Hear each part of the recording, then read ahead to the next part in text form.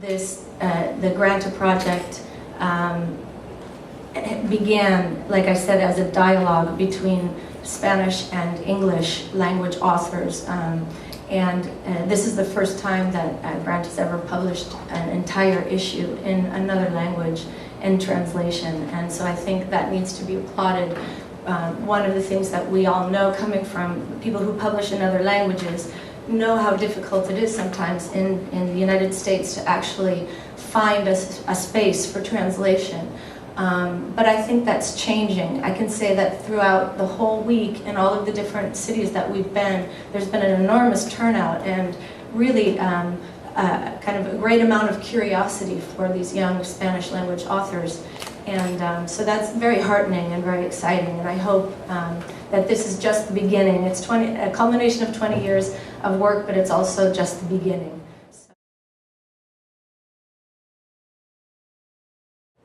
To select the young writers within the last named context, this context of now probably the writers that are known in the US are most probably Garcia Marquez and Borges, now Vargas Llosa because he got the Nobel Prize, but there's also Bolaño. In this context, in Marias and Vilamatas and other writers who might be known to some of you, to select the writers that we chose under 35 and with at least one book under their wing.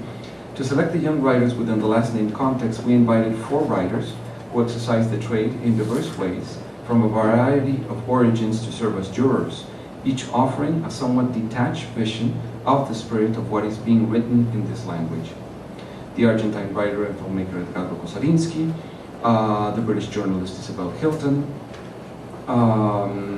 someone you know very well, the novelist Francisco Goldman, who's American and of Guatemalan descent as well, and whose influence here has been decisive for the publication of many Latin American writers. And we have the pleasure to have here with us Mercedes Molmani, who's a literary critic and a writer herself, who was the Spanish juror for the magazine for this issue, and who lives in Madrid. Those who write, both of us who wrote these lines for the introduction, were also part of the jury. So we were six people in the jury, and I'm half Canadian, half Mexican, Valerie's American, and we live in a foreign country. And we've lived there for quite a long time. So endowed with our inevitable prejudices and carefully cultivated arbitrariness, we chose 22 authors. We reiterate the fact that this verdict does not constitute any kind of manifesto. So people who read this issue, we would like to underline this. This is not a manifesto of any sort. Nor is the fruit of a marketing scheme between an editor and a literary agent. Someone accuses of actually scheming this, and this is actually just our arbitrariness and our prejudices carefully cultivated in order to choose the writers that we've chosen, which are very, very different from each other. So Best of Young Spanish Language Novelist aims to offer a true-to-life portrait of the vitality, the diversity, because it deals with individual talents, that thrive in the contemporary literature or literatures in the Spanish language. So it has been an ambitious endeavor, covering the entire area of the second most widely spoken language in the world, in more than 20 countries. We were as meticulous as possible, because the flood of mediocre work, along with the depleted state of literary criticism outside of the academic world, spurred a little bit of our anxiety.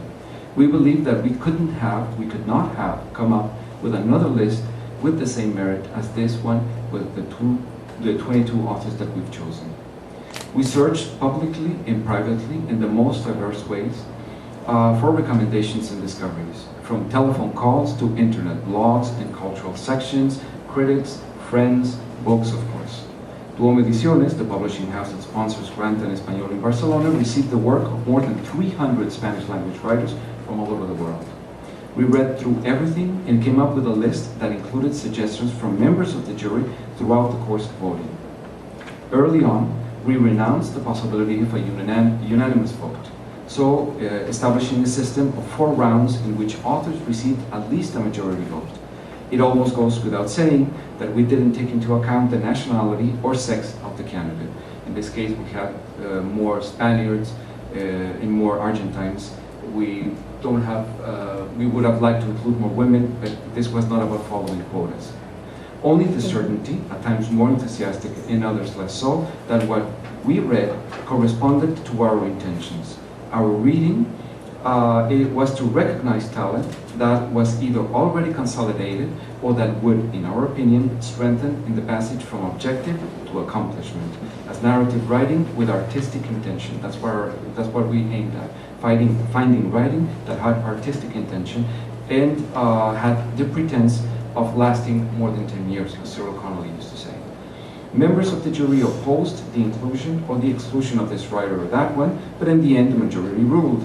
There were laments over writers who were not included.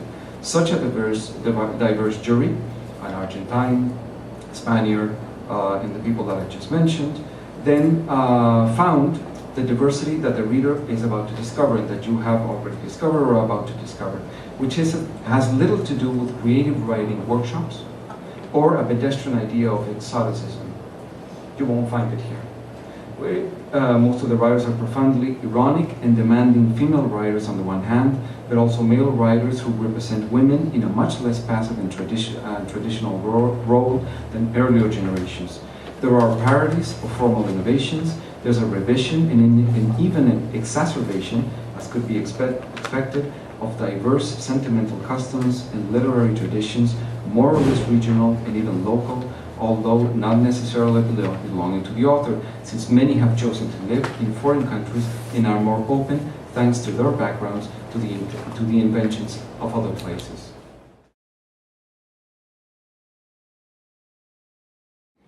En todas las selecciones de la vida darwinista siempre hay algo maravilloso que se queda de lado o algo nuevo, sorprendente que va a nacer. In any kind of Darwinian process, there's some things that are selected and some things that are left aside. Sí, porque la vida es pura selección diaria. Because life is pure daily selection. Aún así, había que cerrar, acotar el número. But anyway, we had to make a small selection. Sobre todo a la hora de no desconcertar al lector, la atención del lector. And not disconcert the readers and their attention. Yo me comparaba a la asistencia de niños o adolescentes a exposiciones de museos. And she talks about, for example, when children go to an exhibit in a museum. Está calculado, y también cuando It's digo niños o adolescentes, también para el público children adulto, or adolescents. que hay una dosis There's a certain amount of time que ya se bloquea, in which they begin to se bloquea la vista, se bloquea el cerebro. Y entonces lo mismo también para una selección. So the same thing for a selection. Poner foto para lo que se lee realmente se procese de una forma digna y sensata. So we had to be careful about the amount of people that we put into this list in order for it to be like a dignified list. Creo que todos los seleccionados, y no es una cortesía hacia ellos ni una formalidad decirlo, son francamente muy buenos. I think all of the people that have been selected, and it's not out of courtesy for them, I think they're frankly very good. Y como parte del jurado, que evidentemente cada uno tenemos nuestros gustos y inclinaciones. And as part of the jury, obviously each one of us have our own tastes and our own inclinations. Y había que ceder en algún momento y en algún nombre elegido o dejado de lado. And we have to cede in one or another name, somebody that we liked that we couldn't include.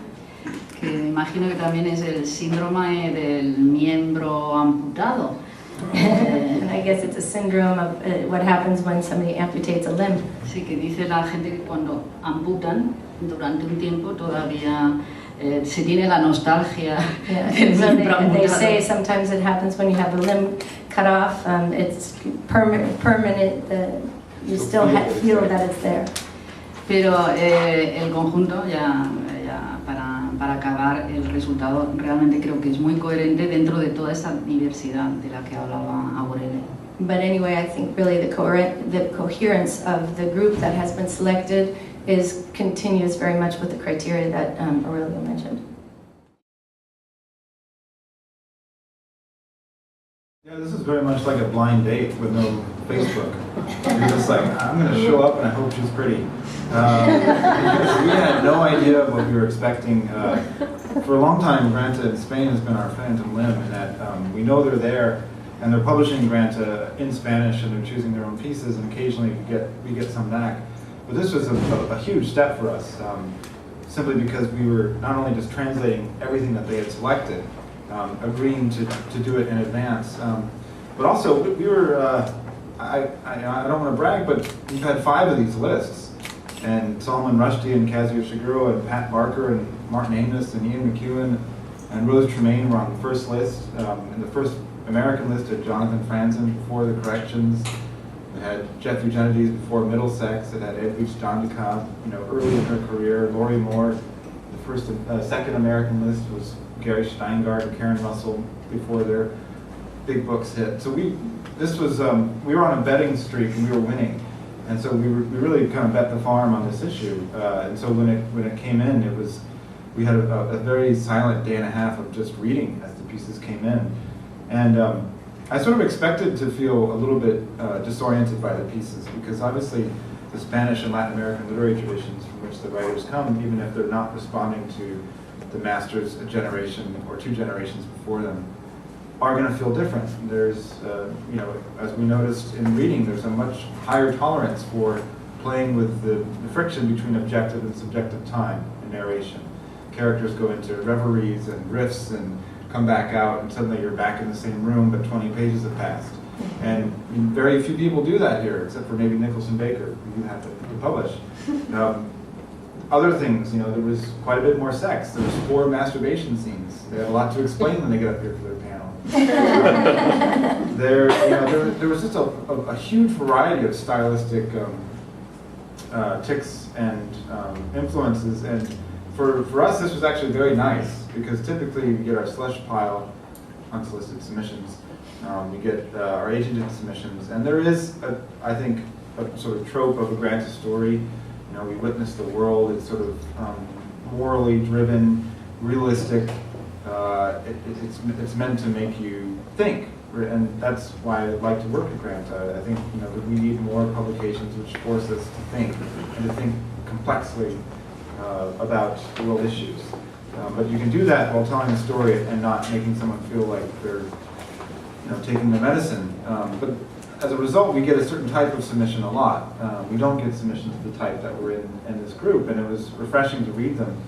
And it took longer for some writers than others for us to warm up to them. And that's not because I think we were convincing ourselves that we liked them. It's just that there's different types of writing. There's writing that hits you on the first read, and then there's writing that you have to read several times and it accumulates layers of meaning and interpretation. And neither is better than the other, but the writers in this group, I think, do a huge variety of things extremely well.